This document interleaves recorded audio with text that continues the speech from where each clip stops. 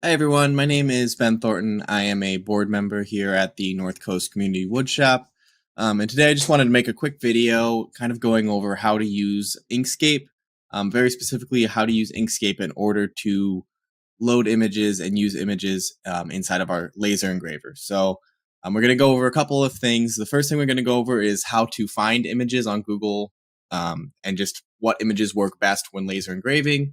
And then we will go over how to prepare those images inside of Inkscape to be ready to use the laser engraver. And then finally, we'll go over some slightly more advanced Inkscape tips and tricks. This will just be a quick kind of rapid fire session on some things like arranging, centering things, right, aligning objects to each other. And then we'll go over tracing bitmaps and how that can be done to turn a raster image into a vector file. So stick with me and hopefully this works out well. So the first thing we're going to do is actually look for images on Google. So a lot of times you'll want to use things like logos of sports teams or, things like that. Maybe your school alma mater's logo or something like that. So those are often really good images to use to do laser engraving. And normally when you're looking for an image to engrave, the best thing to do is find an image that is completely black and white.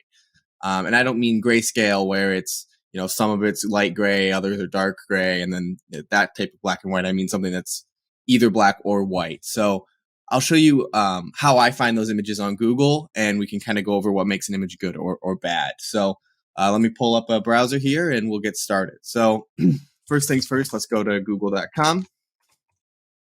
And let's look for the Browns logo.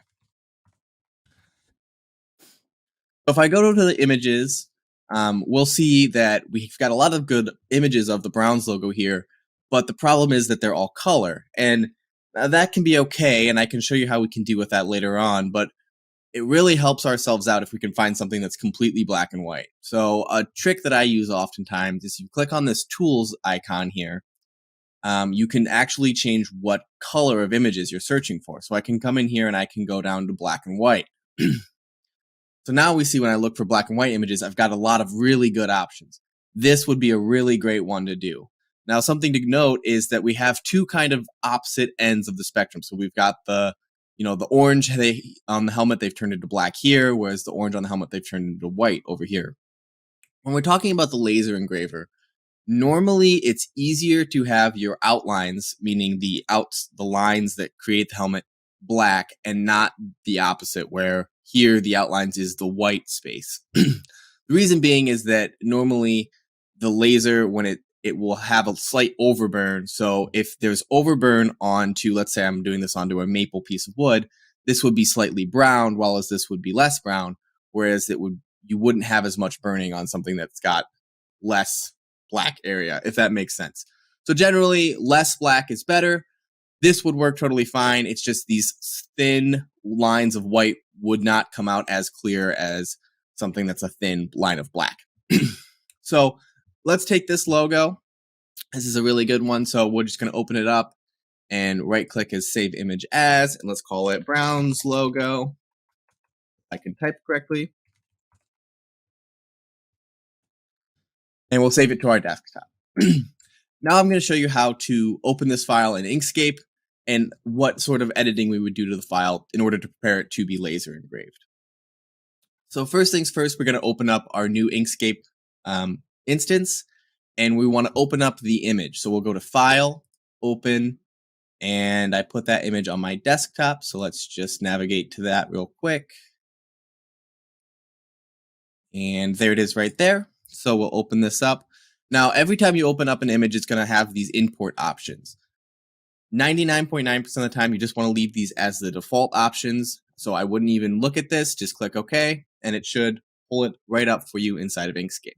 So this is great. This is exactly what we want.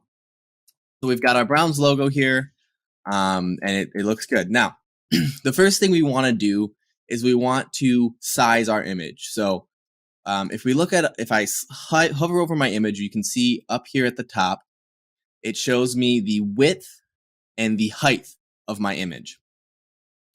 Now, right now, this is set to be looking at pixels. So this is 24,000 by 2,000 pixels. But I don't know how many pixels, what that turns into real life inches to put on my laser engraved project. So what we can do here is we can actually switch this to be in inches.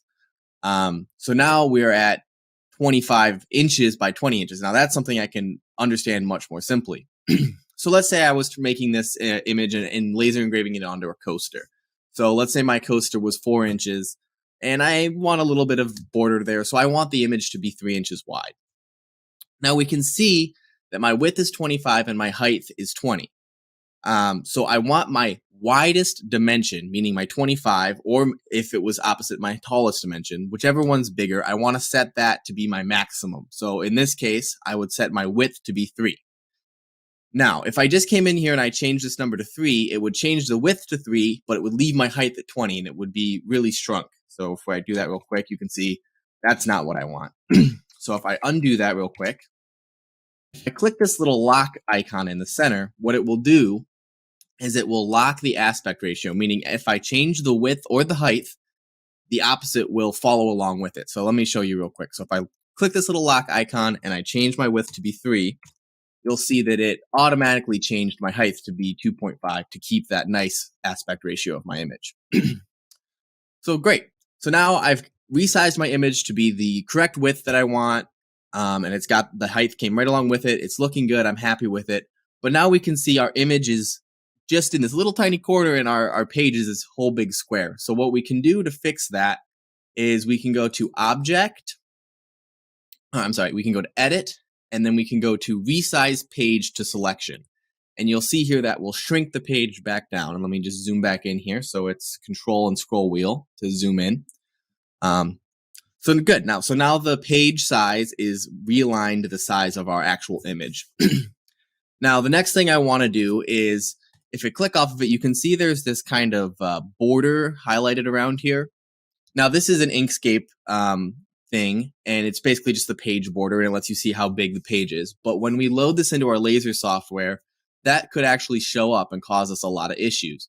So what we want to do is get rid of this page border. Now, to do that, we'll go into File and Document Properties. And then under Document Properties, there's this check mark right here called Show Page Border. All we have to do is unselect that, and then when we go back to our image, we can see it's nice and clean now. Good, so we've got our image sized correctly, and we've got it all ready and prepared to go into our laser engraving software. So now we need to actually load this file into our laser engraving software. In order to do that, we go up to File and Print, and then we want to choose the Full Spectrum Engineering driver. So this is actually going to load it into our laser engraving software. So if we click Print, you'll see it pulls up our laser engraving software and it will load it in. Now from here, we just have to do our normal stuff. If we got to set up our positioning, focus our laser, and make sure we set our raster power to something that makes more sense. But from here, our image is edited and ready to go. I'm not going to go into any of the laser settings in this video. I'll make a later video on how to set up the laser and do that sort of stuff. Today, we're going to focus solely on the Inkscape side of things.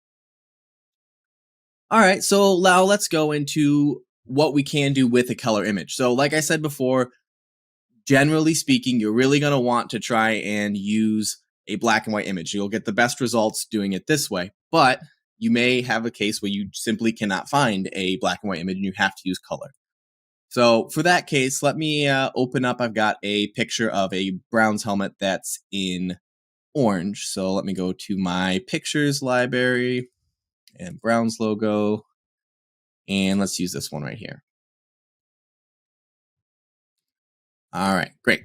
So we got our Browns logo. So let's start with the first steps. Let's get the sizing done first. So this image has a couple of different problems. The first problem is you can see I've got a lot of white space on the left and the right of my image. So if I were to resize this image to be, say, 3 inches wide, this box would be 3 inches, but I'd have a ton of white space on the left and right. So the actual helmet might only be 2 inches wide.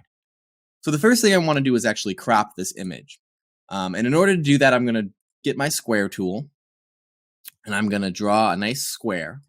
And now you see this is a big black square and I can't really see what's behind it. So in order to see that, I'll come down here to this little X in the bottom left that says none. I'll right click and I'll set fill. Now you can see that changes the color of my square to be transparent, so I can see through it to the image behind. Now I'll come back up here to my little pointer tool and I'll just change the dimensions of this square so it's a nice tight fit around my helmet. Perfect. All right, so I've got my square selected, and now I want to select the image behind it. So I'll press the Shift key, and I'll click on the Browns logo image. So now you can see I've got these dotted lines around both square and the image of the Browns logo. And what I'll do is I'll come up here to Object, and I'll go to Clip, and I'll set Clip. And what that does is it combines those two objects together to basically crop the image. So you can see now I don't have nearly as much white space around my Browns logo as I did before. So now I'm ready to do my resizing.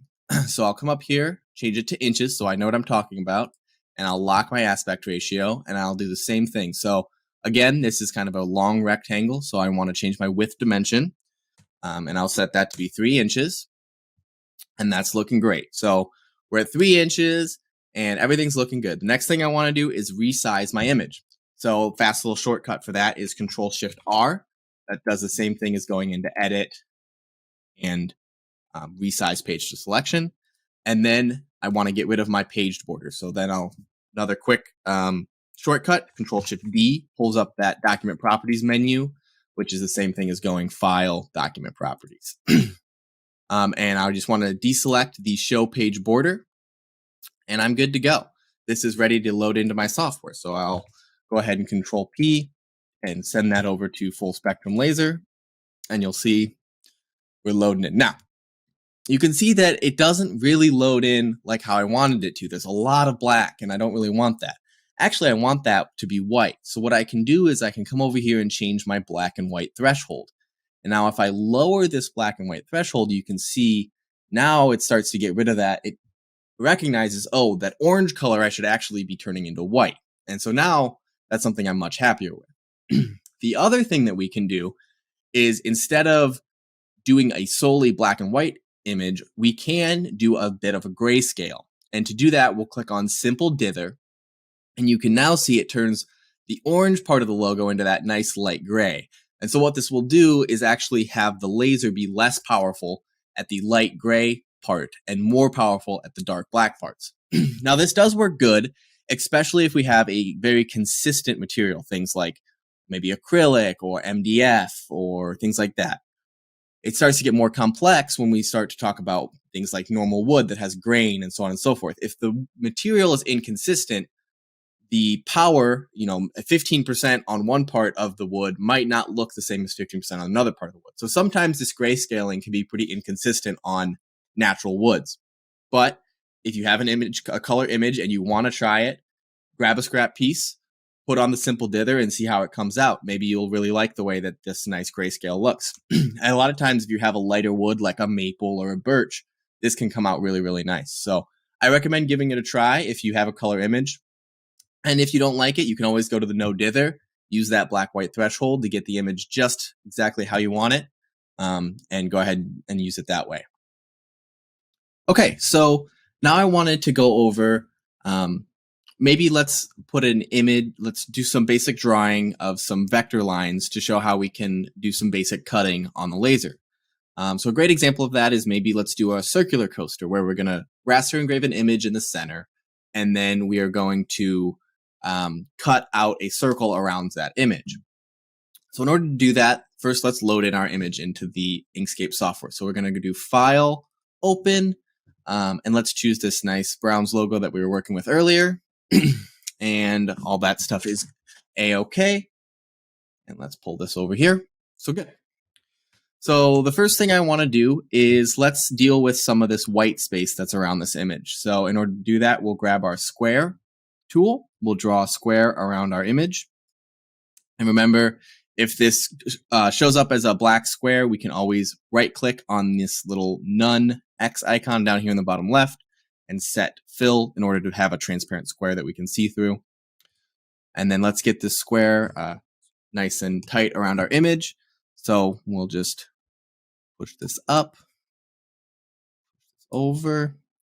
Now, something that can happen is if I click on this square again, you'll see it kind of changes the orientation of these arrows. And this is actually in the rotation mode. So this allows me to rotate my square, which is not what I want to be doing right now. Obviously, I want to be resizing. So if you see the arrows appear like this, just simply click on your square again and it'll switch it back to these, the arrows that are oriented this way, which allow you to resize your square. So let me just get it nice and tight to my image, and that looks great. So now we want to clip our image. So we're selected on our square, we'll press Shift and click on our image. So now we've got these dotted lines around both our square and our image, and we will go to Object, Clip, Set. Perfect. So now we've cropped that Browns logo to have this nice tight square around this. So let's draw a circle around this now. So we're going to go ahead and go into our circle tool. We'll make our circle, and we want to set the size of our circle. So we want a 4-inch coaster, as we said before. So we can change the actual size of our square up here, and the same thing applies over here. So right now we're in pixels. We want to be looking at inches, and this is the diameter. So we want a 4-inch circle. So that's a 2-inch diameter, if we remember our high school geometry classes. So now we've got our nice 4-inch circle. Now, obviously, the circle is really tiny in comparison to our helmet because we haven't resized our helmet yet. So let's go ahead and do that now. So click on our helmet. Let's lock our aspect ratio, switch over to inches, and let's make this be 3.5 inches wide. Good. So now we've got our helmet and we've got our circle. So now we want to put our helmet in the center of our circle. Now, in order to do that, we're going to click on the pointer tool. We're going to select our circle, press Shift, and we're going to select our helmet. Now we're going to go to Object, Align and Distribute, and that will pull up this menu over here on the right. Now we want to center our helmet inside the center of our circle. So that's where this relative to piece comes into play. So right now we're relative to first selected. So that means I want to align my helmet relative to the first thing I selected, which is the circle. So the last thing I selected, the helmet, aligned relative to the circle. We can also align to things like the page, biggest object, smallest object, so on and so forth. But in this case, first selected is exactly what we want. So first we'll click on this little icon here to center on the vertical axis, and you can see that we'll bring it center vertically with my circle, and then we'll center on the horizontal axis with the icon right below it, and that will bring me centered horizontally. Now if I scroll in here, this is looking really good. Now it does look like my helmet is just a little bit too wide if I set it to be 3.5, just because the circle is obviously a little skinnier right there. So let's make this a little bit smaller. Let's say 3.25. Good. And then let's center it again. So I'm going to select my circle, Shift, select my helmet, and go to Object, Align and Distribute, and center, center. Good. Now that is something I'm much happier with. So I think that's looking really good. All right. So now, another thing I can do. So right now you can see if I were to move my circle, it doesn't take the helmet along with it. So if I want these two objects to always move together, I can group them. So if I highlight them both together, I can go to Object, Group, and now it treats those two separate objects as one object. So now if I were to move it around, oh, sorry, hang on. Let me do that again. I don't think it grouped correctly. Object Group, there we go. So now if I were to move it around, you can see it moves together with each other. So now those two objects are treated as one object. Good. So now let's do the same steps that we did before. So we're going to go to File, Edit, Resize Page to Selection, File, Document Properties, get rid of that page border. And now that's looking really good. So now I think I'm ready to load this into my laser engraver software.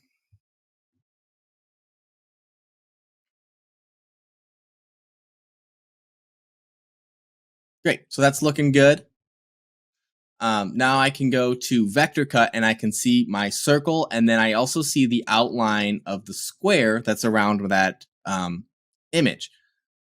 I don't want to cut out the square that's around the image. I only want to cut out the circle. So in order to get rid of that, I will color this square. So if I hover over it, you can see how it's highlighted in gray. And I click on it, I can change the color of the square. So let's make this red. Then over here, I can set it to be 0 passes. So that means I want to cut out the black, which is the circle, but the red, which is the square that's around the image, I don't care about. I do not need to cut that out. So now I can raster engrave my image, and then I can cut out my circle. So good. I'm really happy with that. Awesome. So the last thing that I want to go over is how to turn a raster image or just a normal PNG image or JPEG or that type of image into a vector file that we can cut out. So to do that, let's go back to our Browns logo that we've been working with this whole time. So File, Open, and then we grab that Browns logo and click OK. Let's pull that over. Good. So I've got my Browns logo, and right now this is just a normal PNG. So if I were to load this into my full spectrum laser software, oh, let me open it up first, sorry.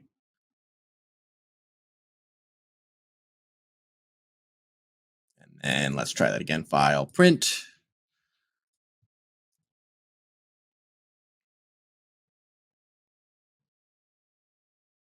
Obviously, this is too big right now because I haven't done any resizing, but that's okay. This is just to show you what it will look like.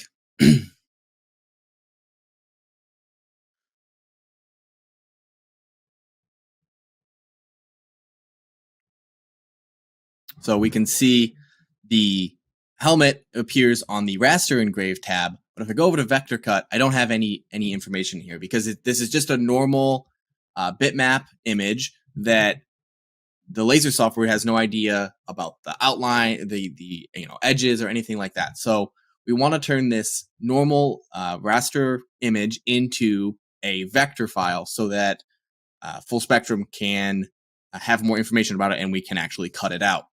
So in order to do that, let's click on our image and we're going to come up here to Path and we're going to click on Trace Bitmap. Now, what this will do is this is going to automatically look for, basically try and figure out where the edges and stuff are to turn this normal image into a bitmap. Now, this is another instance where a black and white picture is going to work much better than a color picture. A color picture is going to add a lot of complexity, whereas a nice, simple black and white picture is going to be a lot better. So this helmet is a really, really prime example of what would be a good image for this. So if I click update, we can get just kind of a brief picture of what it's going to look like. So I'll click OK and then go ahead and close out of this window. Now you'll see it doesn't look like much changed on my screen, but if I pull this away here, you can actually see on the right here, this is my vector, and then this is my normal image behind it. So I can actually delete this old image, and now I've got only this vector file. Now, if you see, if I hover over it, see how there's all these little dots and everything? So that's the actual vector path. So that's what's all the information that's telling the laser software where the edges of this images are. So if I just go ahead and click on this image, and I will go ahead and do the same steps we normally do. So let's look at it in inches, lock our aspect ratio. Let's make it the 4 inches that we've been, the 3 inches that we've been doing this whole time. And then let's go to resize our page selection, our document properties, get rid of that page border. And that's looking good. Now let's load this into our Full Spectrum laser engraving software. And we can see we're going to get a very different view of it. So we see, if we look at it in the raster image, it looks like the same as it did before. There's not really much differences here. But when we go to our vector cut tab, now we can see we've got the outlines of all of those different vectors. We can actually cut each individual part of this out. So I think that's all we're going to go over for today. Feel free to play around in Inkscape. There's a lot of online tutorials made by the community. It's a free program, so you can go ahead and just download it at home for yourself. Start loading images in there and playing around with it.